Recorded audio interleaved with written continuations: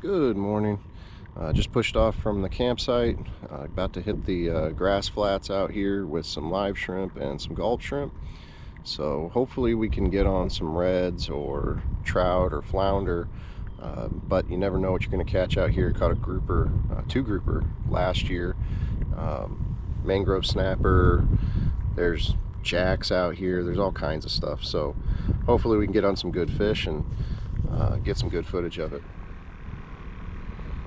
So I'm just using 10-pound braid to 30-pound fluoro with just a little split shot, a 1/0 light circle. These are owner Mutu circles. I like them. This is just a 1/0, and then just take a shrimp, go right through the middle of his body, toss him out on bottom, feel for the bite, and then reel down. You're not going to actually lift up to set the hook. But normally you just a couple of reels and that sets the hook for you. So we're just throwing up against the edge of the mangroves. And generally if there's a fish, you're going to get bit very quick. You don't need to let it sit but a minute. If you don't get a bite in a minute, you either don't have bait stealers or there's no good fish there.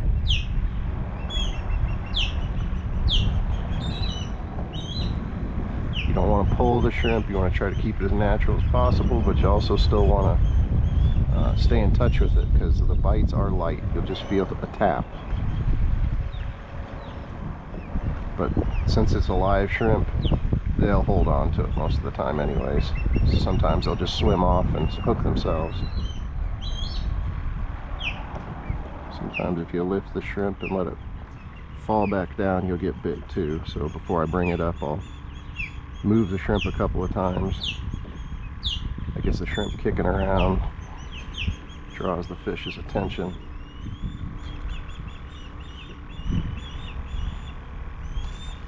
Ooh, there was a topwater strike right on the edge of the mangroves. Didn't look like a big fish, but it's a good sign they're feeding on the mangroves.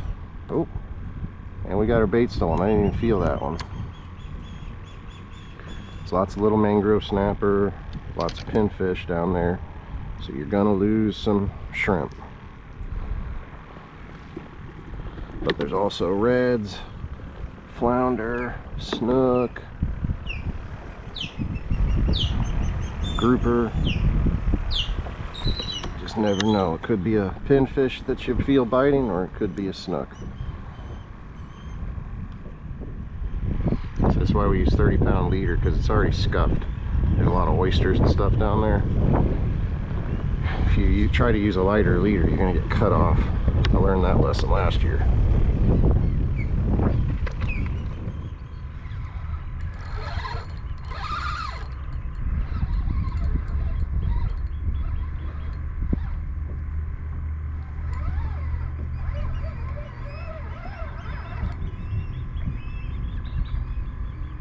Oh, flounder.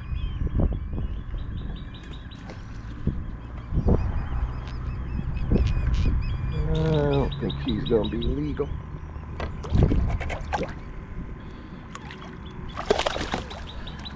Oh, well, maybe he is.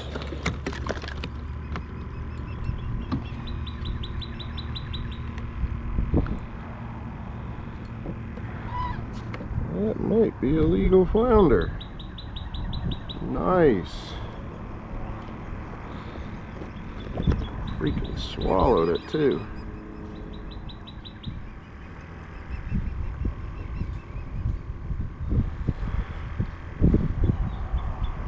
Yeah. It's a legal flounder. Alright. Well, we'll get a couple of little flounder fillets out of him. Nice. I like all those little spots. It's a cool looking guy right there. Oh.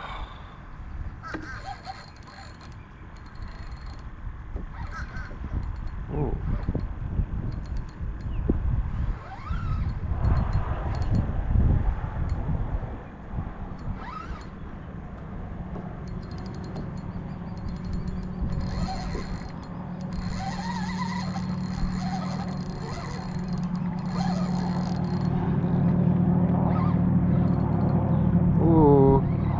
good fish.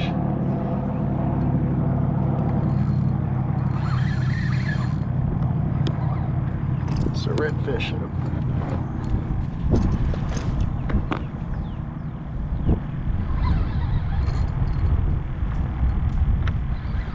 Oh yeah.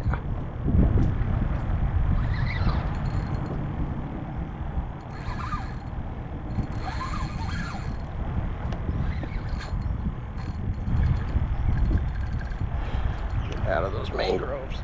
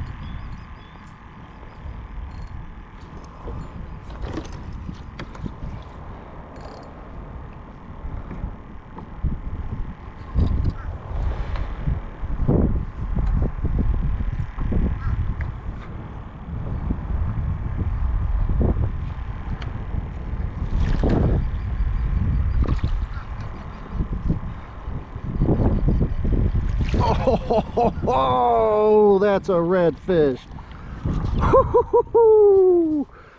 Nice red. Oh my gosh. Oh wow. Oh my gosh. I'll put the lip grips on this guy because I do not trust him to not try to jump out of my hands.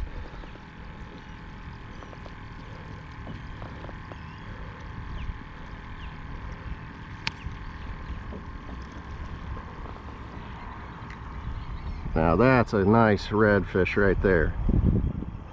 Fort DeSoto redfish. Freaking beautiful fish. Wow. 2 spots on one side of the tail, 2 spots on the other. Nice redfish. Alright, let's see what it measures.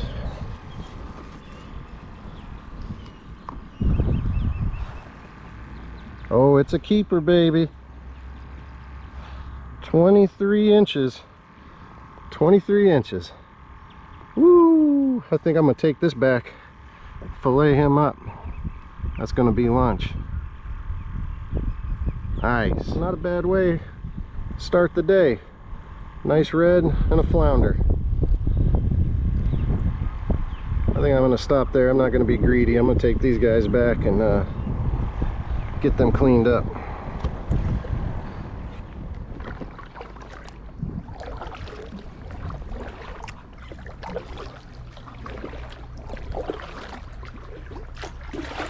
Well, back at camp,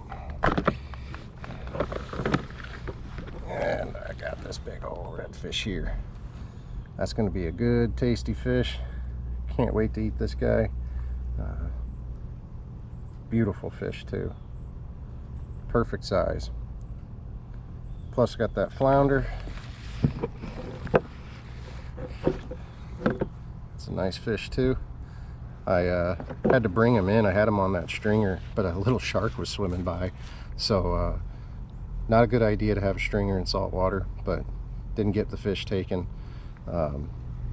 Was only out there I think maybe an hour total and got both these fish. Came back to camp and gonna get them filleted out.